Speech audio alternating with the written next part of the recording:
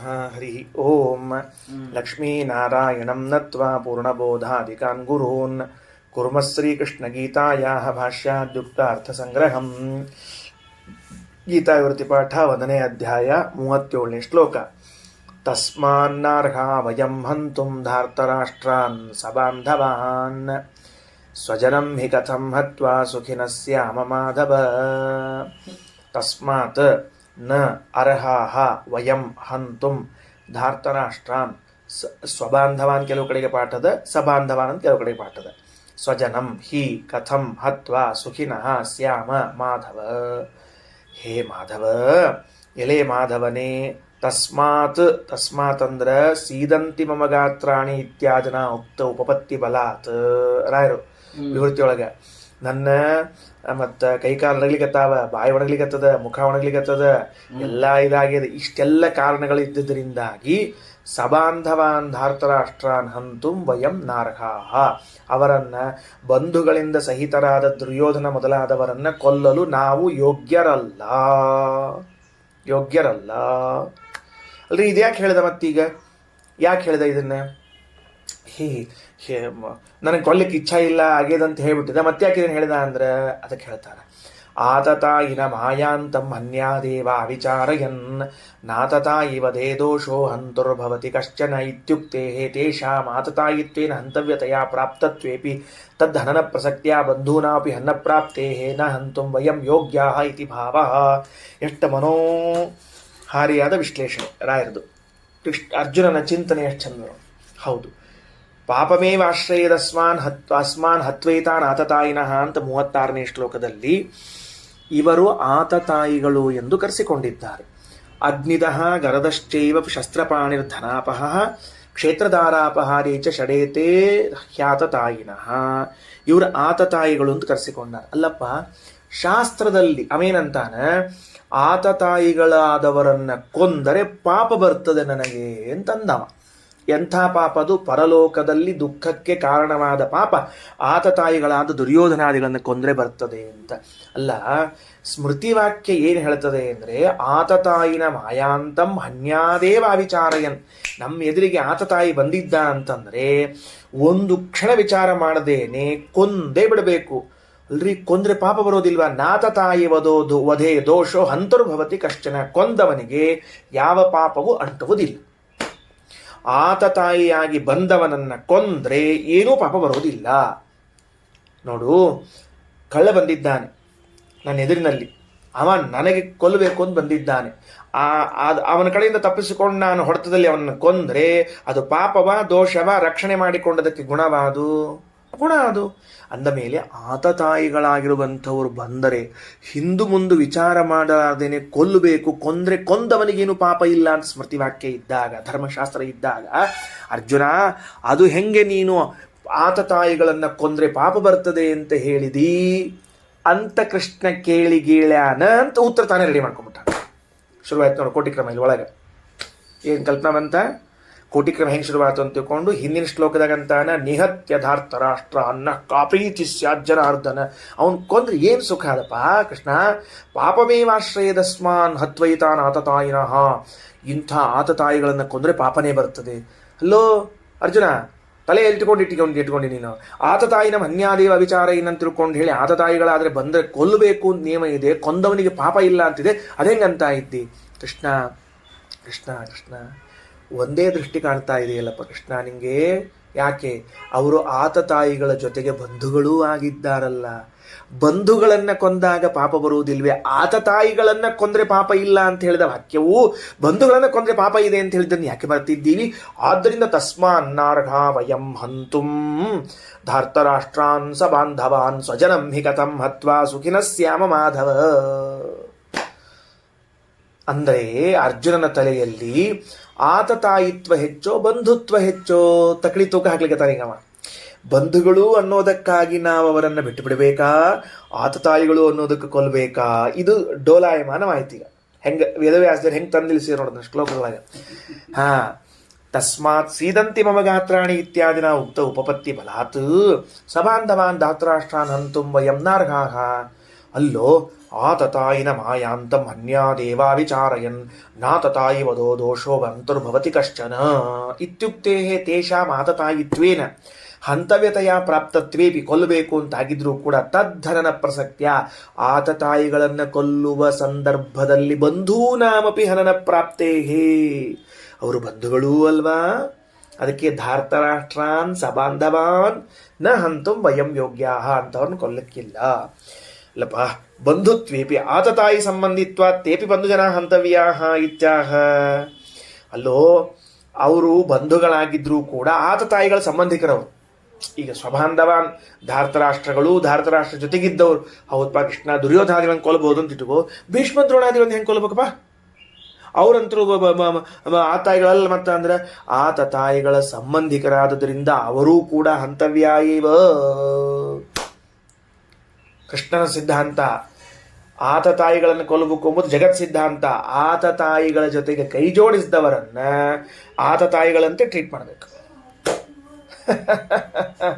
ಶತ್ರುಗಳ ಜೊತೆಗೆ ಕೈ ಜೋಡಿಸಿದವರನ್ನ ಶತ್ರುಗಳಂತೆ ವ್ಯವಹರಿಸಬೇಕೆ ಹೊರತಾಗಿ ನಮ್ಮ ಶತ್ರು ಇವ ಇದ್ದಾನ ಪಾಪ ಅವನ ಜೊತೆ ಕೈ ಜೋಡಿಸಿದ್ರೆ ಅವೇನ್ ಮಾಡ್ಲಿಕ್ಕೆ ಬರ್ತದೆ ಅಂತ ತಿಳ್ಕೊಂಡು ಉದಾಸೀನ ಮಾಡಿದ್ರೆ ಅವನೇ ನಮ್ಮನ್ನು ಕೊಂದ್ರೆ ಶತ್ರು ಶಾಂತ ಆಗಿಬಿಟ್ರೆ ಏನ್ ಬಂದಂಗಾಯ್ತು ನಿಂದು? ಎಷ್ಟು ಸೂಕ್ಷ್ಮ ರಾಜಕಾರಣ, ಎಷ್ಟು ಧರ್ಮಶಾಸ್ತ್ರಗಳು ಎಲ್ಲ ವಿಚಾರ ಮಾಡ್ಬೇಕಲ್ಲಪ್ಪ. ಅದಕ್ಕೆ ಸ್ವಜನಂ ಹಿ ಸ್ಯಾಮ ಸ್ವಜನಂ ಹಿ ಕಥಂ ಹತ್ವಾ ಸುಖಿನ ಸ್ಯಾಮ ಮಾಧವ. ಹೇ ಮಾಧವ, ಭೀಷ್ಮ ದ್ರೋಣ ಕೃಪಾಚಾರ್ಯರನ್ನ, ಅಶ್ವತ್ಥಾಮರನ್ನ, ಕರ್ಣನನ್ನ ಮೊದಲಾದವರನ್ನ ಕೊಂದ್ರೆ ತದ್ದರ್ಶನ ಸ್ಪರ್ಶನ ಸಂಭಾಷಣಾದೇಹಿ ಅಭಾವ ಪ್ರಾಪ್ತೇಹೇ. ಹೌದು, ನೀ ಹೇಳಿದ್ ಒಪ್ತೀನಿ. ಆತತಾಯಿಗಳ ಜೊತೆಗೆ ಕೈ ಜೋಡಿಸಿದವರನ್ನ ಅವಶ್ಯವಾಗಿ ಕೊಲ್ಲಬೇಕು. ಆದರೆ ಅವ್ರು ಹೋಗ್ಬಿಟ್ರೆ ಬೆಳಗ್ಗೆ ಎದ್ದು ತಾತ ಅಂತ ಯಾರನ್ನು ಕರೀಲಿ, ಅಣ್ಣ ಅಂತ ಯಾರನ್ನು ಕರೀಲಿ, ತಮ್ಮ ಅಂತ ಯಾರನ್ನು ಕರೀಲಿ, ಗುರುಗಳೇ ಅಂತ ಯಾರನ್ನು ಕರೀಲಿ, ನಾನು ಅವ್ರನ್ನ ನೋಡೋದು, ಸ್ಪರ್ಶ ಮಾಡೋದು, ಮಾತಾಡೋದು ಎಲ್ಲ ಹೊರಟೋಗ್ಬಿಡ್ತದಲ್ಲಪ್ಪ. ತಸ್ಮಾನ್ನಾರ್ಹ ವಯಂ ಹಂತುಂ ಧಾರ್ತರಾಷ್ಟ್ರಾನ್ ಸ್ವಬಾಂಧವಾನ್ ಸ್ವಜನಂ ಹಿ ಕಥಂ ಹತ್ವಾ ಸುಖಿನ ಸ್ಯಾಮ ಮಾಧವ. ವಾ ವಾ ವಾ ವಾ, ನಿನಗೆ ಹಿಂಗೆ ಬುದ್ಧಿ ಇದ್ದಂಗೆ ಅವ್ರಿಗೆ ಇಲ್ಲಲ್ಲಪ್ಪ, ಏನ್ ಮಾಡ್ಬೇಕು ಮತ್ತೆ ನಾವಿನ್ನ? ಕೃಷ್ಣಂದು ಆರ್ಗ್ಯುಮೆಂಟ್ ಅಲ್ಲೋ ಅರ್ಜುನ, ಇಷ್ಟೆಲ್ಲ ನಿನಗೆ ತಿಳುವಳಿಕೆ ಅದ, ಇಷ್ಟು ತಿಳುವಳಿಕೆ ಅವ್ರಿಗಿದ್ರೆ ಅವರು ಯುದ್ಧ ಇಲ್ಲ ಸುಗ್ಬೇಡ ಮತ್ತೀಗ ಅಂತಂದ್ರೆ ನೋಡ್ತಾಳೆ ರಾಯರ್ದು ಕುತಃ ಏವಂ ಬುದ್ಧ್ಯಾ ತೇ ನ ನಿವೃತ್ತಾ. ಅವ್ರಿಗೆ ಹಿಂಗ್ ಬುದ್ಧಿ ಬಂದು ಅವ್ರು ಯಾಕೆ ಯುದ್ಧದ ನಿವೃತ್ತ ಆಗವಲ್ರಾಗ್ಯಾರ? ಆರ್ಗ್ಯುಮೆಂಟ್ ಹೆಂಗಿರ್ತಾರೆ ನೋಡಲ್ಲಿ. ಹೌದು, ಇದು ನನಗೊಬ್ಬನ ಸಂಬಂಧನೇ, ನಿಂಗೆ ಸಂಬಂಧ ಇಲ್ಲ ಮತ್ತೆ ಅಂತ ಕೇಳ್ತೀವಿಲ್ಲ ನಾವು. ಅದ ಆರ್ಗ್ಯುಮೆಂಟ್. ಕುತಃ ಯಾಕೆ ಏವಂ ಬುದ್ಧ ಈ ರೀತಿಯಿಂದ ಕುತ ಏವಂ ಬುದ್ಧ್ಯಾ ತೇ ನ ನಿವೃತ್ತಾ.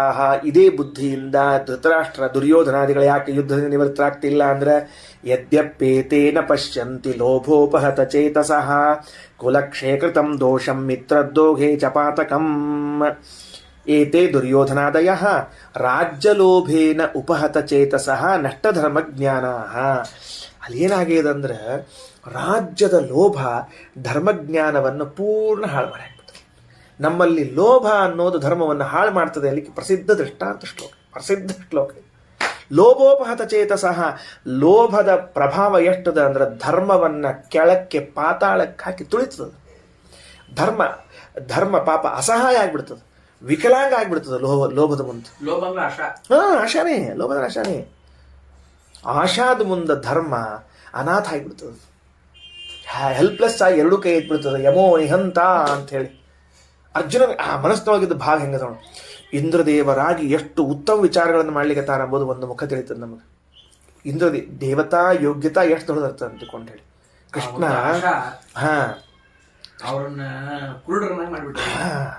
ಆ ರಾಜ್ಯದ ಆಶಾ ಎಂಬುದು ಧರ್ಮಜ್ಞಾನ ಕಳ್ಕೊಳ್ಳೋ ಮಾಡಿಬಿಟ್ಟದ ಅವರು, ಕುರುಡಾಗ್ಬಿಟ್ಟಾರ ಅವರು. ಏತೆ ದುರ್ಯೋಧನಾದಯ ರಾಜ್ಯಲೋಭೇನ ಉಪಹತ ಚೇತಸಃ ನಷ್ಟಧರ್ಮಜ್ಞಾನ. ಏನಪ್ಪಾ ಪಾತಕಂ ದೋಷಂ ಪಾತಕಂ, ದೋಷಂ ಪಾತಕಂ ಆಯ್ತಾ. ಕುಲಕ್ಷಯಕೃತಂ ದೋಷಂ ಮಿತ್ರದ್ರೋಹೇ ಚ ಪಾತಕಂ ನ ಚ ಪಶ್ಯಂತಿ. ದೋಷವನ್ನಾಗಲಿ ಪಾತಕವನ್ನಾಗಲಿ ನೋಡುವುದಿಲ್ಲ. ಯದ್ಯಪಿ ಏನೋ ಮುಂದೆ ತಥಾಪಿ ಎತ್ ಮುಂದೆ ಅವ್ರು ನೋಡ್ಲಿಲ್ಲ ಅನ್ನೋ ಹತ್ರಕ್ಕೆ ನಾವು ನೋಡ್ಬಾರ್ದೇನು ಪ್ರಶ್ನ. ಮತ್ತೀಗ ಉಲ್ಟಾ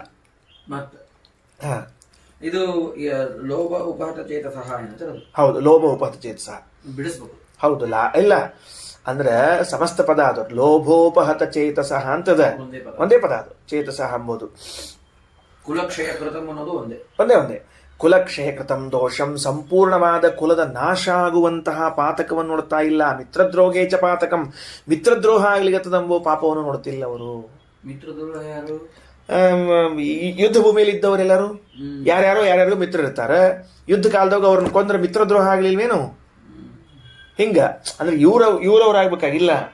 ಯಾರು ದುರ್ಯೋಧನ ಪಾಂಡವ್ರ ಮಿತ್ರ ಆಗ್ಬೇಕಾಗಿಲ್ಲ. ಸೈನ್ಯದಲ್ಲಿ ನಿಂತವ್ರು ಯಾರಿಗೋ ಮಿತ್ರ ಇರ್ತಾರಲ್ಲ ಅವ್ರು. ಮತ್ತ ಲೋಭ ಉಪಹತ ಚೇತಸಃ ಅಂದ್ರೆ ಲೋಭದಿಂದ ನಾಶ ಮಾಡಲ್ಪಟ್ಟ ಮನಸ್ಸುಳ್ಳವರು, ಬುದ್ಧಿ ಉಳ್ಳವರು. ಚೇತಸ್ ಅಂದ್ರೆ ಬುದ್ಧಿ. ಲೋಭದಿಂದ ಬುದ್ಧಿ ಹಾಳಾಗಿ ಹೋಗ್ಬಿಟ್ಟದ ಅಂತ ಅರ್ಥ. ಯದ್ಯಪ್ಪೇತೆ ನ ಪಶ್ಯಂತಿ ಲೋಭೋಪಹತ ಚೇತಸಃ.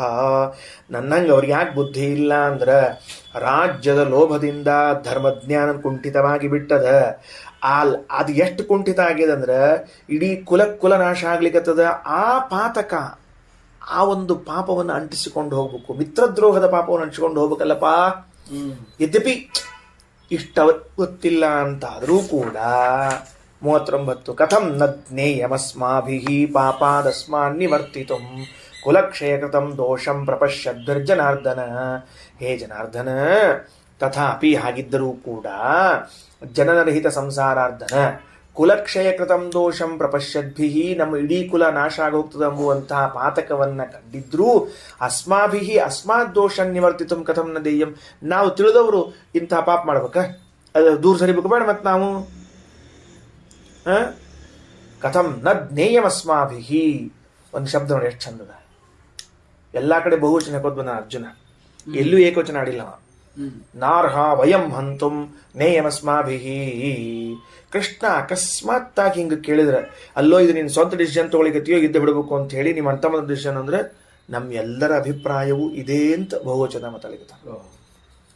ಕಥಂ ನಾವು ತಿಳ್ಕೊಳ್ಬಾರ್ದ ಇಟ್ಟು. ನಾವು ಅಂದ್ರೆ ಧರ್ಮ, ಭೀಮ, ನಕುಲ, ಸಹದೇವ, ಅರ್ಜುನ ಇಟ್ಟು ತಿಳ್ಕೊಳ್ಳಿ ಬರೋದಿಲ್ಲ.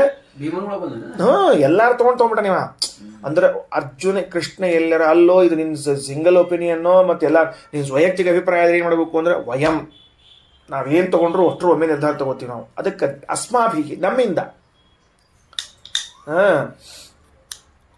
ಕಥಂ ನ ಜ್ಞೇಯಮಸ್ಮಾಭಿಃ ಪಾಪಾದಸ್ಮಾನ್ ನಿವರ್ತಿತುಂ ಕುಲಕ್ಷಯ ಕೃತಂ ದೋಷಂ ಪ್ರಪಶ್ಯದ್ಭಿರ್ಜನಾರ್ದನ. ಹೋಗಿ ಬಿಡು, ಕುಲಕ್ಷಯ ಆದ್ರ ಅಲ್ಲೂ ಕುಲನಾಶ ಆಗ್ತದ, ಅದರಿಂದ ಪಾಪ ಬರ್ತದೆ. ಏನ್ ಪಾಪ ಬರ್ತದ?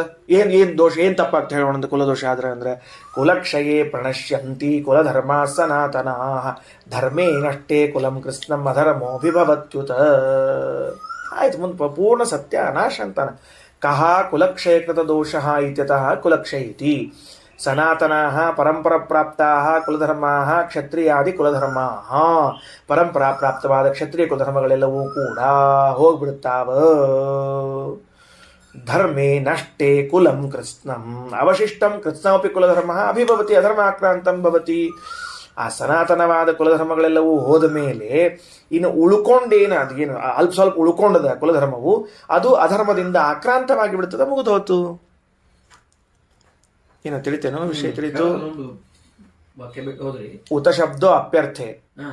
ಉತ ಅಂತದ ಅಲ್ಲಿ ಅಭಿಭವತ್ಯುತ ಅಂತದ.